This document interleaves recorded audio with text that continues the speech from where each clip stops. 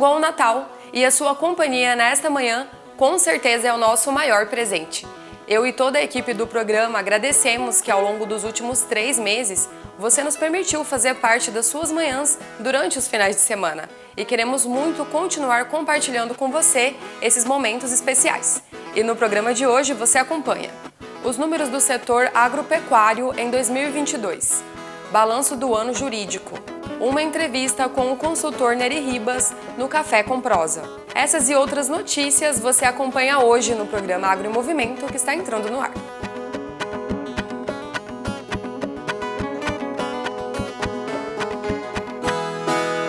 E agora você fica com algumas das principais notícias do agro no Giro Rural. A Assembleia Legislativa aprovou em votação final o projeto de lei que garante a destinação de um crédito adicional suplementar de R$1 bilhão à AMT Participações e Projetos S.A. A proposta, originada pelo governo do estado, que assume o controle da Rota do Oeste em janeiro de 2023, garante que todo o recurso será investido na obra de duplicação da BR-163.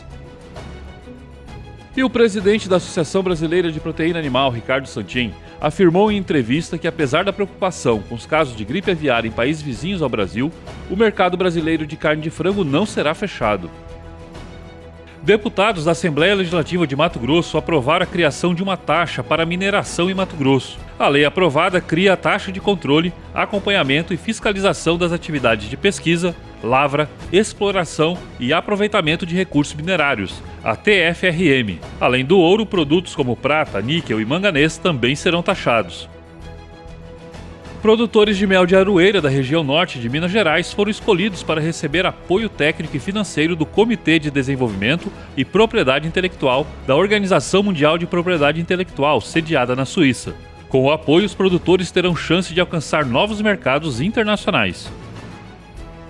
E a Assembleia Legislativa de Mato Grosso aprovou a cobrança adicional aos produtores rurais que contribuem com o Fundo de Transporte e Habitação, o FETAB. Com o novo FETAB, o dinheiro que ia para áreas como educação, saúde e segurança pública passam a ser destinados para a Sinfra, assistência social e agricultura familiar. A Assembleia Legislativa e os deputados que participaram da votação não divulgaram o texto completo aprovado.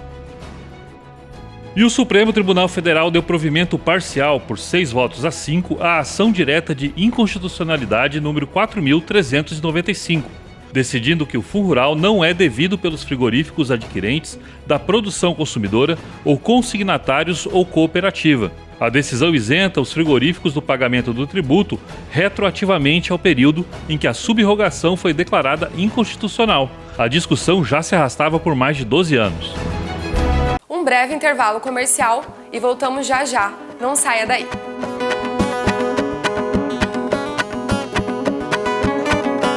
Agro em Movimento. Oferecimento Senar Mato Grosso. Quanto mais você aprende com o Senar, mais sua vida se transforma. Vem aprender, vem transformar.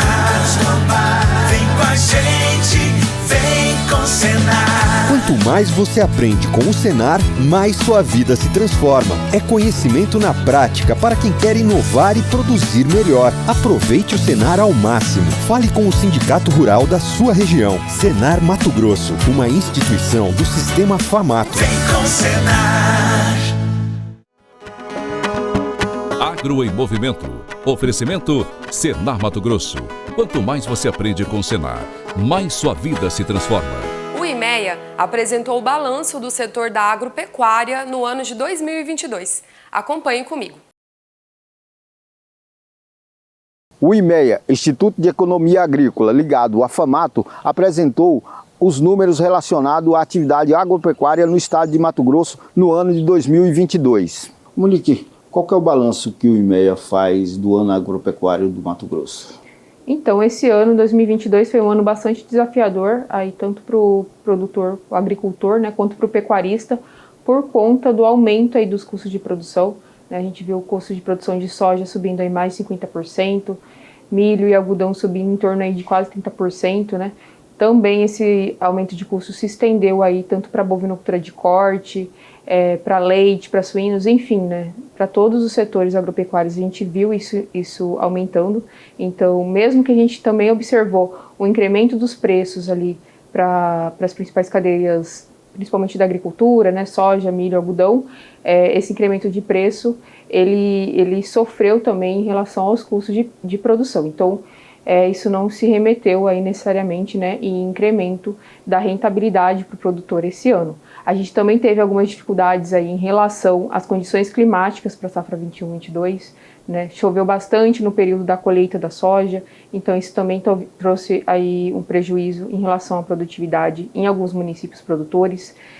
Para milho e para algodão também sofreu prejuízo em relação ao corte de chuvas que a gente teve a partir do mês de abril desse ano, né? Prejudicou a produtividade do cereal e principalmente a produtividade do algodão. Monique, e a pecuária, como é que fica? A questão do preço da arroba, mercado do pecuário, como é que ficou? Bem, para a pecuária de corte, que a gente observou esse ano, foi uma redução nos preços, tá? No início do ano, a gente estava com preços bastante valorizados, né? Por conta do ciclo pecuário. A gente está num período de retenção de fêmeas. Ano passado foi o período de maior retenção de fêmeas da última década. Então, também o aumento da demanda no mercado externo, isso daí estava favorecendo em relação aos preços. Esse ano a gente está vendo uma mudança do ciclo pecuário, esse ciclo está se invertendo, né? Essa retenção de fêmeas que a gente teve no ano passado, agora está entrando no mercado. Então, a gente viu aumentando aí os números de abates agora para 2022, né? E isso trouxe uma pressão sobre os preços, principalmente olhando para o segundo semestre desse ano. Então, a gente está aí com a arroba já, né, do boi gordo em torno de 250, 255 na média do estado, bem diferente do que a gente viu lá no início do ano, né, que a gente estava acima de R$300 por arroba, por conta mesmo dessa entrada maior de oferta no mercado. No cômputo geral, o que ficou melhor, foi a agricultura ou foi a pecuária? Bem, para a agricultura, né, mesmo com a queda de produtividade que a gente teve ali para o milho, para o algodão, soja também, a gente esperava uma produtividade um pouco maior, né, sofreu um pouco de prejuízo ali em relação das chuvas no momento da colheita, mas mesmo assim teve uma ampliação da área e o preço também estava bastante favorável no mercado externo, né, demanda bastante aquecida. Então, em relação a isso, o produtor conseguiu, né, manter a sua rentabilidade aí mais positiva, não foi tão positivo como a gente viu ali na safra 2021, né, que teve uma situação melhor em termos de produtividade e preços, mas em relação ao incremento da área, incremento da produção e preços valorizados no mercado externo, a gente teve um cenário que, mesmo com a rentabilidade um pouco menor, ainda assim foi favorável para o produtor. A pecuária fecha o ano com prejuízo?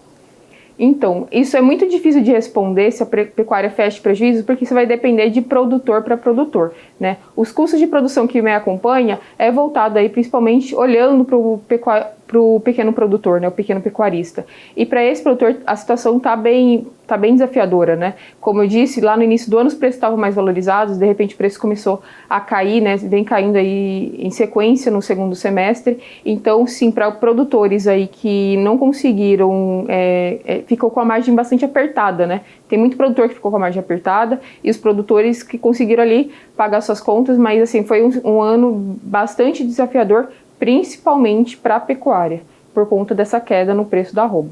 Quando você fala na pecuária, você está falando só de pecuária com animais terminados, né? Isso, eu estava falando de cria, recria.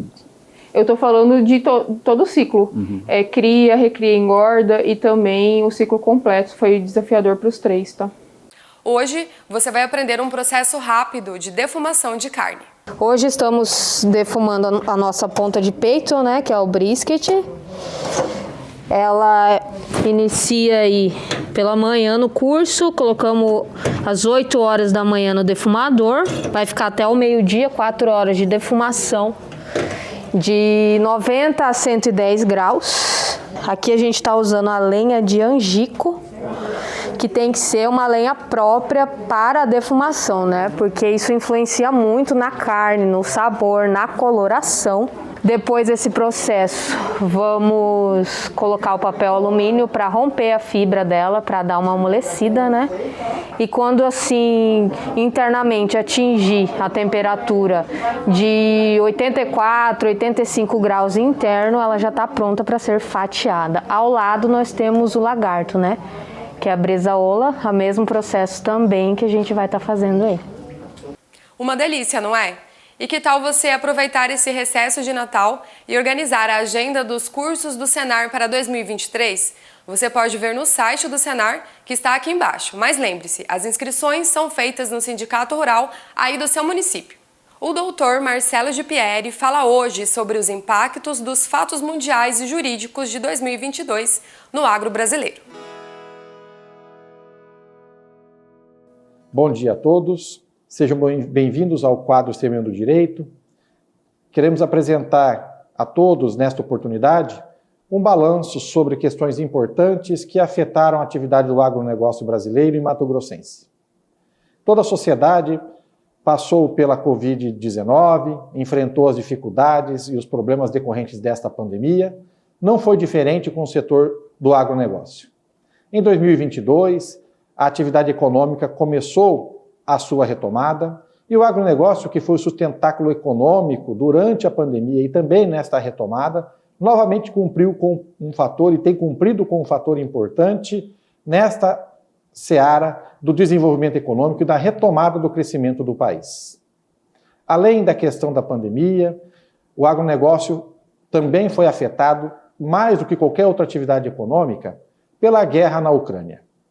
A guerra na Ucrânia, se por um lado nos trouxe a perspectiva para o produtor de melhores preços nas commodities agrícolas, porque ela gerou uma inflação no preço dos alimentos, por outro lado, ela trouxe também um grande problema, que foi um aumento no custo de produção dessas commodities agrícolas, necessitando, portanto, todo um remanejamento do equilíbrio econômico-financeiro da atividade agropecuária no Brasil. A guerra continua, persiste na Ucrânia, então é necessário que o agronegócio continue a sua jornada buscando instrumentos desse equilíbrio econômico-financeiro entre o custo de produção e o valor das commodities, dos produtos agrícolas, dos alimentos no mercado interno e internacional. Além dessas questões extraordinárias, o agronegócio também passou e enfrentou batalhas que são corriqueiras à realidade do agronegócio, mas que se destacam algumas neste momento daquilo que foi passado e enfrentado pelo agronegócio mato-grossense principalmente. Tivemos, por exemplo, no estado de Mato Grosso, uma decisão judicial que diminuiu a janela para o plantio de soja. Tivemos uma decisão do STF pelo ministro Luiz Roberto Barroso, de âmbito nacional, mas que também afeta o agronegócio mato-grossense, colocando algumas limitações no cumprimento das reintegrações de posse, de invasões coletivas nas áreas rurais, estabelecendo a necessidade de que a decisão judicial deva ser, antes de ser cumprida, deva ser submetida às comissões fundiárias. Inclusive, essa decisão foi objeto de recurso pela CNA, visando a modificação, tendo em vista a insegurança jurídica que ela causa para o homem do campo, para o produtor rural. Como não é diferente, também tivemos alguns embates e decisões importantes no que diz respeito à regularização fundiária no Brasil, especialmente as alterações na Lei 13.178 de 2015, que trata da regularização fundiária em faixa de fronteira. Todas essas situações, especialmente essas jurídicas que estamos citando, nos levam à necessidade de que o produtor rural, as suas entidades de classe estejam atentas para a manutenção da segurança econômico-financeira e para a busca de instrumentos que deem também a manutenção da segurança jurídica ao produtor rural. Chegado ao fim do ano de 2022, todas as batalhas foram grandes, mas as vitórias também foram enormes. Assim, desejamos que todos cheguem ao final do ano com as suas energias prontas a serem renovadas. Que tenham todos um Feliz Natal, um excelente Ano Novo, e em 2023 estaremos aqui, com a graça de Deus, prontos para podermos debater e discutir novos assuntos, novas perspectivas para o agronegócio mato-grossense. Muito obrigado. Vamos para mais um breve intervalo comercial. Voltamos já. Não saia daí.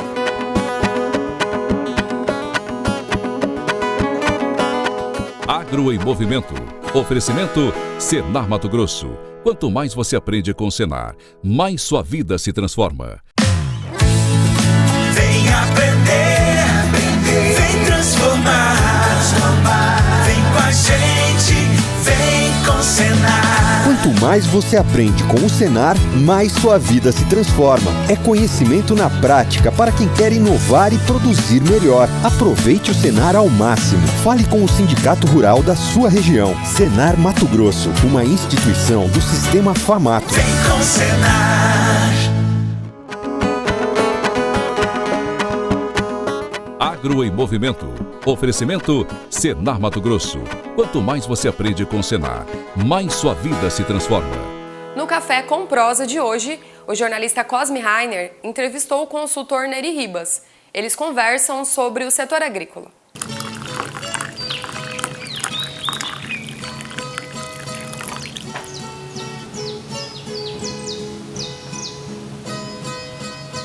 Olá, bom dia. Hoje nós vamos conversar no Café com Prosa com Neri Ribas. Ele é agrônomo e consultor na área de agricultura. Neri, bom dia. Como é que foi o comportamento desse ano agrícola? Fechando agora, sem falar da safra 22-23.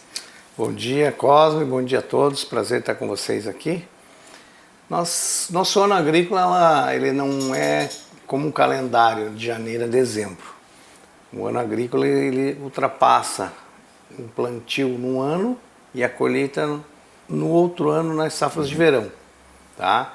Então por isso que a gente comenta a safra de soja 2022/23, safra de soja 2021/22 foi que nós encerramos este ano.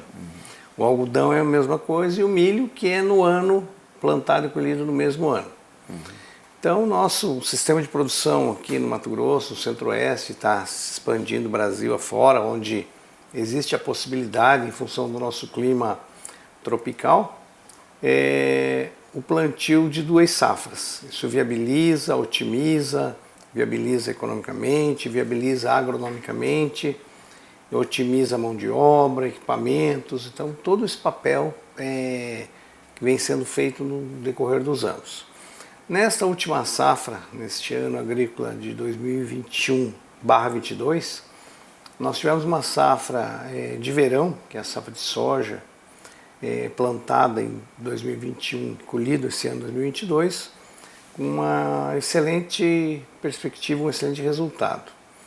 Nós tivemos clima favorável, tivemos, claro, algumas questões pontuais de blocos, de um veranico localizado, mas no montante geral, numa área total, tivemos ótima safra.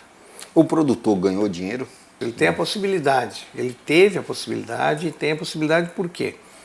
Depende da sua situação real, né? Em termos de alavancagem, de endividamento, de investimentos que foram feitos.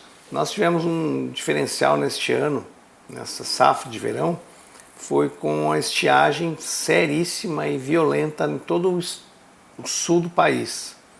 Sul de Mato Grosso, Paraná, Santa Catarina, Rio Grande do Sul. Além de Argentina, Uruguai, Paraguai também sofreram muito com estiagem, reduzirem até 50% a sua produção. E isso reflete diretamente no mercado, porque aí faltou 50% de uma área grande de produção, aumentou o valor, o preço da soja aumentou. Então, por isso o produtor teve condição de ganhar dinheiro. Você está falando do agricultor mato-grossense. Mato-grossense e do Centro-Oeste aqui, da Bahia, de Goiás, né, da região onde choveu, onde tivemos clima normal. Então, quem pôde aproveitar dessa situação, pôde se capitalizar, teve condição de ter uma remuneração, uma rentabilidade interessante. A soja teve preço bom. Teve um preço bom. O detalhe é que com o preço bom da soja, o valor dos insumos aumenta, o valor dos maquinários foi para o espaço. Então tudo isso, o ganho, a rentabilidade, ele não se dá por inteiro em função do que ele tem que pagar para produzir. Mas quando você analisa só a soja é uma coisa, e o algodão e o milho? Vem o contexto, exatamente. Quem planta a soja para plantar algodão na sequência, planta uma soja bem super precoce, arrisca em função das primeiras chuvas a plantar. Esse ano foi muito bom, a janela foi muito boa nessa última safra, então aproveitou-se, mas geralmente se planta com baixa umidade, com dificuldade, então não se colhe o que se espera em termos de produtividade. Porém, a cultura principal se torna a segunda, no caso do algodão, em termos de rentabilidade, em termos de alto custo e tal.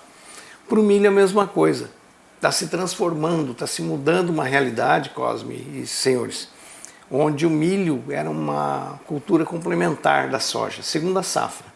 Aproveitava, como eu comentei, o funcionário, o maquinário, então você tinha serviço durante o ano todo.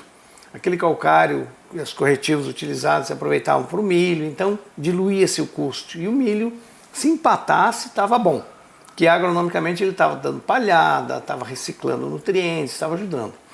Com a vinda das indústrias de etanol de milho, com a vinda dos confinamentos, com a necessidade e a demanda de milho, o preço subiu e o milho se tornou tão bom, tão rentável quanto a soja. Eu me lembro muito, nos meus 30 anos de Mato Grosso, que o milho, o frete sempre foi mais caro que o produto. E hoje não, a condição que se tem da demanda pelas usinas, pelos confinamentos, pelas indústrias, faz com que esse milho tenha um muito bom preço, como teve nessa safra, e seja tão rentável quanto a soja. É uma novidade boa para nós, para o estado, para a região, para o centro-oeste. Então essa condição de segunda safra é muito importante, ajuda, aumenta a rentabilidade, ajuda a cobrir os custos de um ano todo de safra, que antes era só calcada, ia nas costas, no lombo da soja. Gera emprego, gera renda, movimenta as cidades, é um efeito dominó importante. E as fazendas, elas na realidade agora, há muito tempo, né, elas se tornam um meio de produção quase que contínuo, né? Quase que contínuo. Quem tem soja, milho e algodão é o ano todo. Quem tem soja, milho e pecuária, porque hoje temos terceira safra de boi, que entra muito bem na palhada do milho, é o ano todo, funcionário, maquinário trabalhando, ou seja, a otimização do uso do solo é importante. O solo tendo cobertura, tendo cuidado com ele, estando corrigido, não deixando a erosão causar problemas, é um solo que deve ser aproveitado sempre o ano todo, 100% da sua capacidade. Esse é o resultado da terra. Ninguém é dono da sua terra, todo mundo o solo é um bem comum do mundo, né? Claro que o proprietário, ele é dono daquela parte de terra, sempre vai ser por direito natural. Mas é um bem da humanidade que deve ser cuidado e ele retornado. Com isso, tem que ser o máximo utilizado dentro das boas práticas, dentro das condições ideais, para que tenha rentabilidade e sobrevivência, que o país tenha uma receita superavitária que ajude, colabore, participe no PIB, participe na balança comercial, tenha moeda de peso que são os produtos do agro. Essa é a ideia e a gente está caminhando cada vez mais para isso aí. Neri, fechando então um ciclo de safra 21-22 e perspectiva para essa próxima safra agora, como é que está? O ano passado a gente teve a condição ideal de plantio em função de janela, chuva mais cedo, colhemos bem, depois o milho veio em seguida pelo fato de plantar soja mais cedo, então o milho veio muito bem. Este ano também veio de uma forma boa de janela, de calendário. Claro que as primeiras chuvas que se deram em setembro ainda não são aptas e próprias para serem plantadas, porém, pensando na segunda safra, muita gente cultiva. E depois se normalizou, foi bastante chuvoso em outubro, até uns locais atrasando um pouco do plantio, porém agora nós estamos num momento de bolsões de veranico. São bolsões localizados, teve gente que não estava terminando de plantar esses dias, outros que replantaram, então o clima não está como estava o ano passado, mas também está dentro da sua condição de que a soja sobreviva, que a cultura de verão sobreviva e consiga se manter. Incidência de praga até agora, como é que está essa É normal, aquelas pragas iniciais, normais, que surgem no levantamento de pragas, o manejo integrado de pragas é fundamental, o acompanhamento de um profissional da agronomia, um técnico agrícola, é importantíssimo nesse momento para se levantar a praga, para se fazer um controle adequado e definido. Mas está dentro da normalidade, sempre tem a lagarta que aparece, um percevejo que está iniciando e tem que tomar cuidado, tem soja já mais adiantada, tem soja nova, então todos os cuidados com ferrugem asiática, com outras doenças e pragas tem que estar atento. Por falar em ferrugem asiática, já tem algum caso registrado no Mato Grosso de incidência? Eu ouvi alguma coisa, mas assim, nada, bem muito pontual e inicial, sabe? O que é a preocupação da BR-163, de uma forma regional, em toda a sua extensão, né? Não é pontual, é bem em toda a sua extensão, de forma localizada, o que vem ocorrendo há 3, 4 anos, que é uma anomalia, são anomalias que ainda não estão explicadas pela ciência, pela pesquisa, tem tendências para a causa dela, porém é um problema sério com grandes prejuízos, pontuais também, que é uma anomalia do apodrecimento de vagens da soja e outra a anomalia da quebra de hastes. A soja cresce e tal, daqui a pouco ela quebra a haste. N situações, N questões que podem ocasionar isso aí. Mas a ciência está trabalhando. Está trabalhando forte em conjunto. Várias entidades e unidades de pesquisa, iniciativa privada, iniciativa estatal, via Embrapa coordenando esse trabalho. Está sendo feito um levantamento, acompanhamento, coleta de dados, e a Embrapa está muito preocupada porque às vezes é muito tão localizado que às vezes no vizinho, no próprio talhão da mesma fazenda não se acha, e outro talhão se tem perda de 30%, 40%, 50%. Então, isso pode impactar no resultado? Muito, pode impactar muito. Previsão de vocês da área, e você como agrônomo, consultor, de quebra de safra e de ganho nessa próxima safra? Ainda é muito cedo, né, Cosme? Existem projeções. Nós tivemos o ano passado, a safra anterior, 2021, excelente, com mais de 60 sacas de média no estado, que é fantástico. O ano passado houve uma redução, apesar de ter sido excelente, e agora aguardar para ver com uma estimativa um pouco menor. A média do estado tem ficado em 56, 57, 58, o que se espera no mínimo de 59 sacas de média. Mas ainda é cedo para falar, não podemos afirmar, porque estimativa de safra é depois da soja no armazém, né, no silo. Porém, a gente entende, torce, o produtor tem feito, junto com a sua assistência técnica, o acompanhamento dos seus fornecedores, um trabalho para que se tenha o máximo de produtividade com menor custo e rentabilidade no bolso. Essa é a ideia. Então, não enxergar sua soja, não aguardar a segunda safra, que está sendo muito interessante e remuneradora com milho, e um olho na lavoura e um olho no clima, nas previsões, nas notícias, porque o clima é o grande responsável daqui a pouco nós falamos, vamos estimar, o estimado 59 sacas, não chove um mês, você vem para 40, para 30. Imagina a questão do prejuízo, a dificuldade que o pessoal do Sul passou a safra passada em perder 50%. 50% de quebra é muita coisa, porque o custo embutido para produzir é o mesmo, né? Que eu gastei num hectare foi o mesmo, e colher metade do que se esperava, então é muito complicado, e a gente espera que o produtor tenha muito acompanhamento, muita informação e atento a todos esses dados aí. Ok, Neri, muito obrigado pela entrevista. Obrigado, estamos sempre à disposição, uma ótima safra a todos e feliz ano novo, com muita saúde e sucesso. Ok, e para você, até o próximo Café com Prosa. E o programa Agro em Movimento de hoje fica por aqui. Nos acompanhe em nossas redes sociais. Te espero no próximo programa. Tchau!